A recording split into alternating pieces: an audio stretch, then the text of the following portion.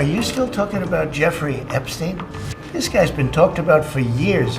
You're asking, we have Texas, we have this, we have all of the things. And are people still talking about this guy, this creep? For months now, U.S. Attorney General Pam Bondi had promised the release of documents on the disgraced financier Jeffrey Epstein, which she said could reveal damaging details. She drummed up anticipation over the files, which have long been a source of speculation and conspiracy theories. But on Monday this week, a memo by the Justice Department undercut the Attorney General's statements, pouring cold water on these baseless claims. It amounted to a conclusion which was reached many years ago by investigators.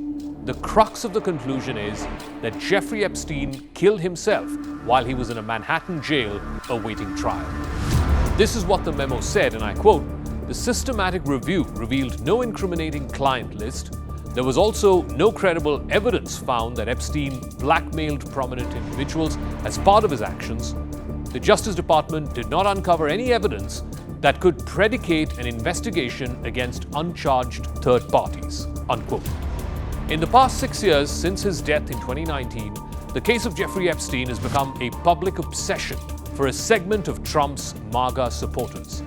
Some of them have accused two of Trump's senior-most advisors, Pam Bondi, who is the Attorney General, and the FBI Director Kash Patel, of slow-walking the review and the release of the Epstein files. A release of related documents back in February, which Bondi once again had hyped up, fell flat. It drew widespread criticism, as much of the information in those files was already in the public domain. While many had been waiting for what Bondi declared Phase 2 of the release of the Epstein files, this new memo by the Justice Department sought to end any such expectations. It included an hour-long video whose existence was previously disclosed. This was at the hallway outside of Epstein's jail cell. Except that the video itself does not show much.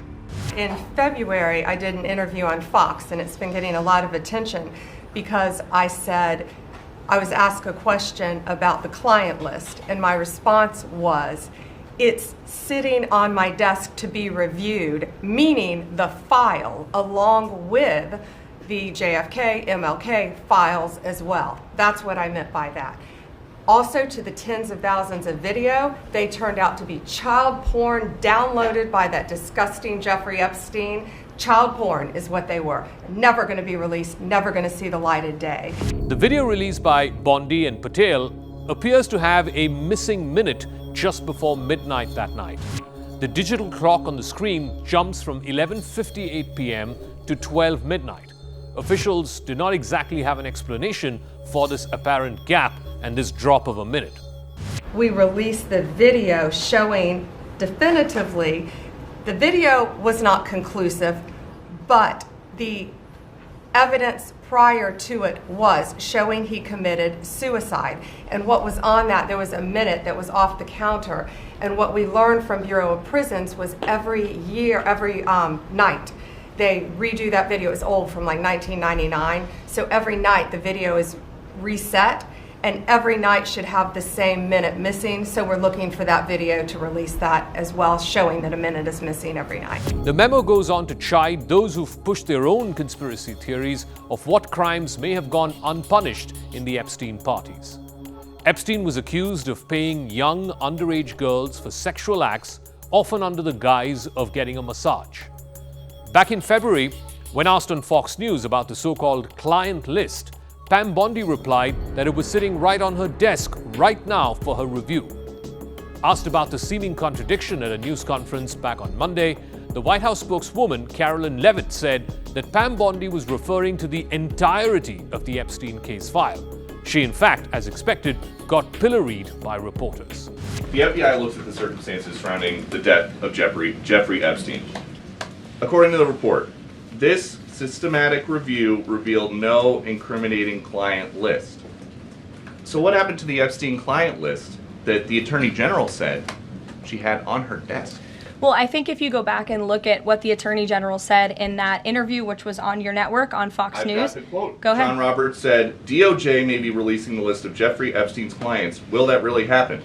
And she said, it's sitting on my desk right now to review. Yes, she was What? saying the entirety of all of the paperwork, all of the paper in relation to Jeffrey Epstein's crimes. That's what the Attorney General was referring to, and I'll let her speak for that.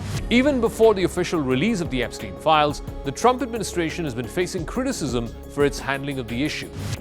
Billionaire Elon Musk posted disapprovingly on social media back on Monday that no one had been arrested in the Epstein case. In fact, Epstein himself was arrested, and his longtime assistant was charged, tried, and sentenced to prison for her role in the abuse of minors. And last month, as Elon Musk engaged in a vicious public feud with President Donald Trump, the world's richest man had suggested that Donald Trump had something to lose with the release of the Epstein records. He even accused Trump of being in the Epstein files, something which he later retracted. Donald Trump and Jeffrey Epstein had crossed paths over the years, both of them being regular fixtures on the wealthy social circles of New York. In fact, in 2002, in an interview with New York Magazine, Trump had said that he had known Epstein for 15 years. He called him a terrific guy who was a lot of fun to be with.